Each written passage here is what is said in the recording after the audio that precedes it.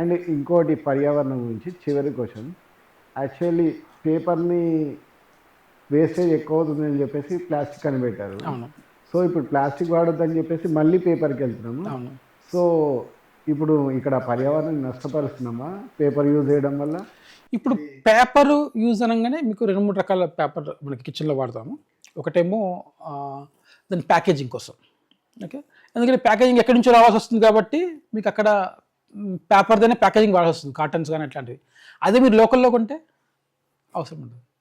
Okay. Local అన్నీ దొరకకపోవచ్చు, at least దొరికినంత వరకు మనం లోకల్‌లో కొనుక్కుందాం అనుకోండి. అప్పుడు మనం ప్యాకేజింగ్‌ని తగ్గించొచ్చు. అప్పుడు ఆ పేపర్ యూసేజ్ తగ్గించొచ్చు అప్పుడు.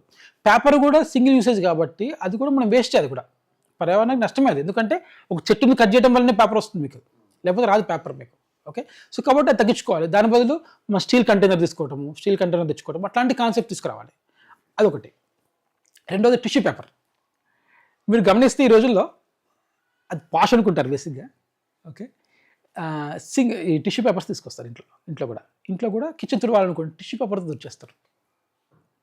ఓకే. అన్ని టిష్యూ పేపర్ మొత్తం అన్ని చోట్ల. చేయి కడుక్కోరు. దీనికి వాడను అని కాదు. టిష్యూ అన్నిటికి అన్నిటికి వాడతారు. ఇక్కడ నుంచి ఇక్కడ దాకా అన్నిటికీ టిష్యూ పేపర్ వాడతారు. అయితే కరెక్ట్.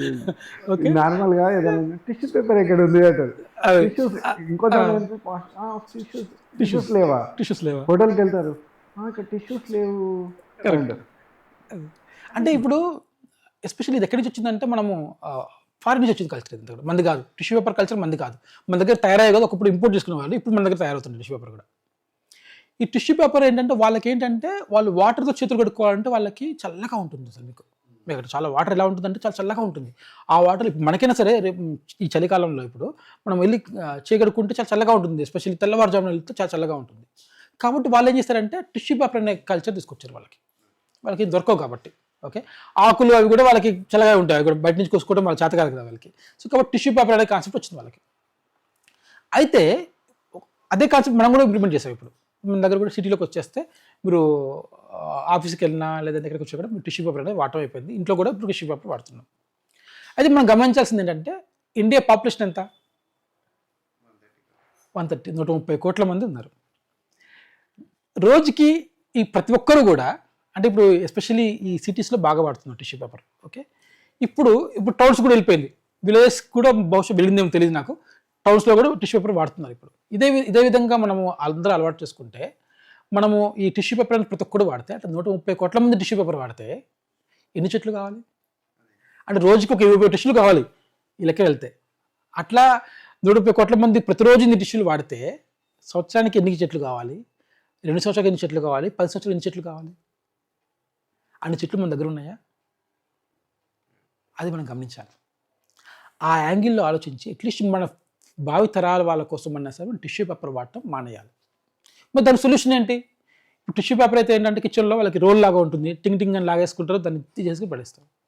మీకు అదే ప్లేస్‌లో అట్లాంటి రోల్సే మీకు క్లాత్ వస్తుంది. క్లాత్ టిష్యూస్ అని చెప్పేసి వస్తున్నాయి. ఈ క్లాత్ టిష్యూస్, బ్యాంబూ టిష్యూస్ ఇట్లాంటివి వస్తున్నాయి. అవి వాడుకుందాం. అవి వాడుకుంటే ఏంటంటే అవి వన్ యూజ్ కాదు, సింగిల్ యూజ్ కాదు అవి మీరు క్లాత్ టిష్యూస్ తీసుకోండి ఫర్ ఎగ్జాంపుల్. పలుచగా ఉంటుంది. మీరు టిష్యూ పేపర్ ఏదైతే సాఫ్ట్ అదే విధంగా ఉంటుంది. మీరు ఒక 10-20 సార్లు వాడుకోవచ్చు దాన్ని. కడుక్కొని పెట్టేసుకుంటే సరిపోతుంది. ఆరేసుకోవాలి. అదొక ప్లేస్ పెట్టేసుకోండి, దానికి అక్కడ పెట్టేసుకోండి. అప్పుడు మీకు ఏంటంటే ఈ టిష్యూస్ వాడకుండా ఈ క్లాత్ టిష్యూస్ వాడుకోవచ్చు. బ్యాంబూ టిష్యూస్ కూడా అంతే. అది కూడా మీరు 10 సార్లు 20 సార్లు వాడుకోవచ్చు. దాన్ని బట్టి మరి డస్ట్ అయిపోయిన మరి మాసిపోయింది అనుకుని పడేద్దాం. ఓకే. ఇది కూడా మన సాఫిస్టికేషన్ సేమ్. మీకు టిష్యూ పేపర్ ఉన్న సాఫిస్టికేషన్ ఇక్కడ వస్తుంది. ఇక్కడ ఏంటంటే మనం కడిగి ఒకసారి ఆరబెట్టాలి. అది ఒకటి ఎక్స్ట్రా పని అంతే. చిన్న పని అది, పెద్ద పని కాదు అది. ఆ చిన్న పని ఎక్స్ట్రా చేసుకుంటే మన టిష్యూ పేపర్స్ మొత్తం మనం అవాయిడ్ చేయొచ్చు. ఇట్లా మనము ఈ పేపర్ని దీన్ని మనం కిచెన్ నుంచి అరికట్టచ్చు కంప్లీట్లీ. ఈ టిష్యూ పేపర్స్ ఇట్లాంటివి వాడుకోవడం ద్వారా మనం పని చేసుకోవచ్చు. ఇంకోటి ఏంటంటే ఉదాహరణకి మీకు అంట్లు కడిగిన తర్వాత నీళ్ళన్నీ పడతాయి. అక్కడ కూడా మనం టిష్యూ పేపర్ పెట్టి తుడుస్తారు. అది కాకుండా ఇప్పుడు ఒక బ్రష్ ఉంటుంది. ఆ బ్రష్ ఇట్లా అంటే కొద్దిగా కూడా మీ తడి ఉండకుండా మొత్తం వెళ్ళిపోతుంది. ఇప్పుడు ఆ టెక్నాలజీ వచ్చింది ఇప్పుడు దీంట్లో కూడా. ఓకే. అవేమి కన్జ్యూమ్ రబ్బర్ ఉంటుంది చివర. ఆ రబ్బర్తో ఇట్లా రుద్దితే మంచి నీట్గా టైడీ అయిపోతుంది.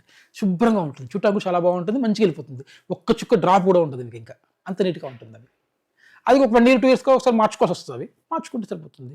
సో ఇట్లా ఇన్ని టిష్యూస్ రోజు పడేసే బదులు అది 1 yearకి ఒకసారి మార్చుకుంటే సరిపోతుంది. అది అట్లాంటి బ్రష్లు వాడుకుంటే అట్లాంటివి వాడుకోవడం ద్వారా కొంచెం చిన్న చిన్న టిప్స్ తోటి మనము చాలా కవర్ చేయొచ్చు అట్లా. చూసారు కదా ఫ్రెండ్స్, మన సోషల్ వర్కర్ ప్రదీప్ జీ గారు చెప్పిన విషయాల గురించి. కానీ ఈ ఇంటర్వ్యూ చూసిన తర్వాత ఖచ్చితంగా మీ అభిప్రాయాన్ని కామెంట్ రూపంలో తెలియజేయండి. ఎందుకంటే ఇందులో తెలియని విషయాలు, తెలుసుకోవాల్సిన విషయాలు చాలా ఉన్నాయి.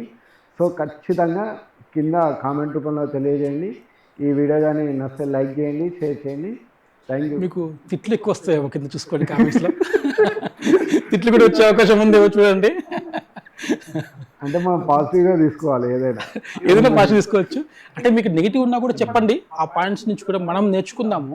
రేపు పొద్దున ఇంకొకరు చెప్పేటప్పుడు ఆ పాయింట్స్ని మళ్ళీ ఒకసారి దానికి సొల్యూషన్ కూడా మనం చెప్పొచ్చు. మీకు ఏమైనా కామెంట్స్ ఉంటే కనుక నెగిటివ్గా, అంటే ఇది కుదరదు అని ఉందనుకోండి, దాన్ని మనం మార్చొచ్చు.